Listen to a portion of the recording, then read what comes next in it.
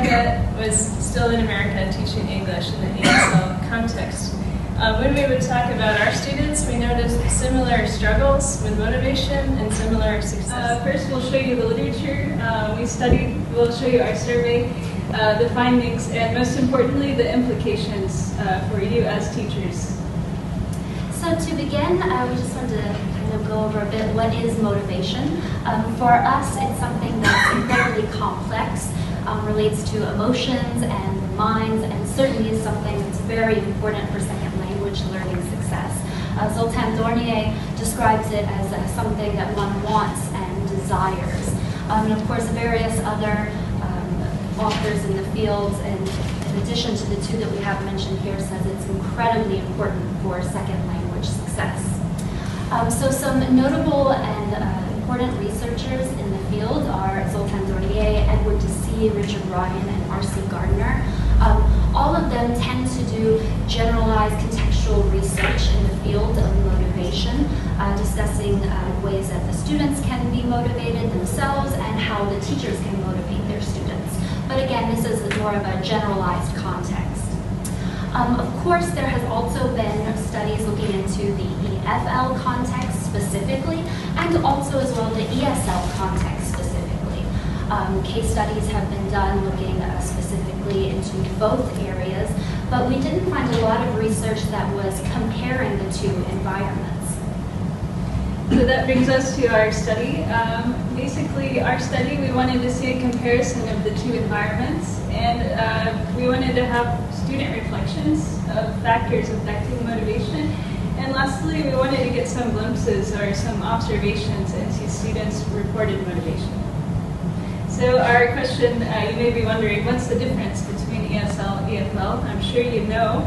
But just to be clear, ESL is where English is the major spoken language. Countries like the UK, the US, and so on. And English as a foreign language is where it is not the majority language, like Turkey, Mexico, Taiwan. So our big research question, is there a significant difference between ESL and EFL learners in their attitude and their engagement in learning English? And so our hypothesis, we expected that students in the ESL context would report higher levels of motivation, and we wanted to explore the role of the student and the teacher, strategies about motivation, and the environment. So our general conclusion was that environment was not a major factor affecting motivation. It was a factor, but not a determining factor of motivation. And as we're talking about motivation, we focused on students' engagement and attitude. That's how we define motivation. So about our survey, we administered an electronic survey online. It was 10 questions and it had 3 portions. The first part was about participants. We asked about who they were, what their ages were, which countries they were learning in. Next, we focused on their learning experience. How did they feel about English? How often did they connect with their learning? And the last part was about teachers and technology. We wanted to see, how did students rate these 2 factors? Were they big? Did they have a significant impact on the students' perceived attitudes? So to begin, the first question that we asked was, what is your age? So you'll see that most of our respondents were between the ages of 18 to 24. And interestingly enough, most of the older respondents were in the ESL category. And then when asked about gender, we got a pretty equal response from both males and females.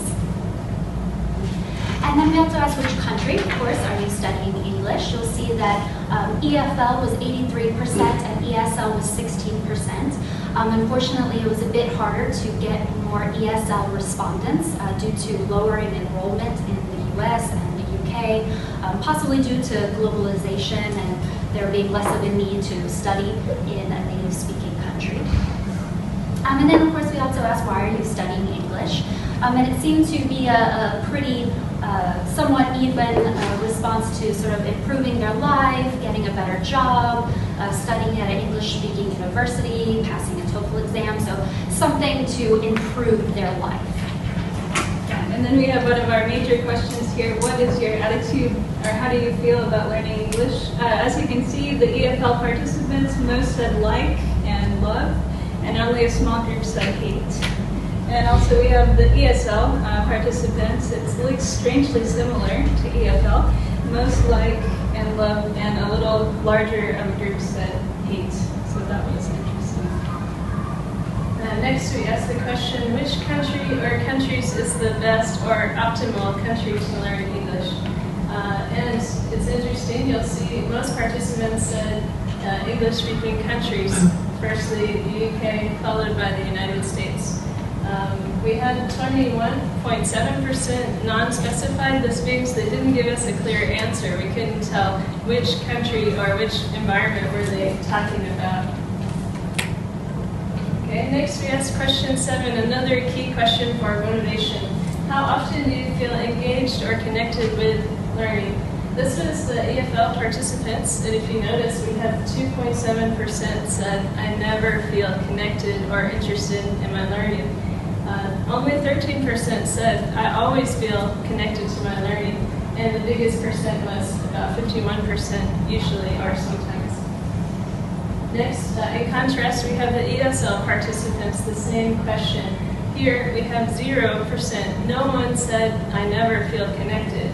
We have more, higher percent, 35% said, I always or almost always feel connected or engaged. And again, higher percentage saying often or most of the time. All right, and our last question was about technology. How much does it help you? The majority said it helps me, and then the next big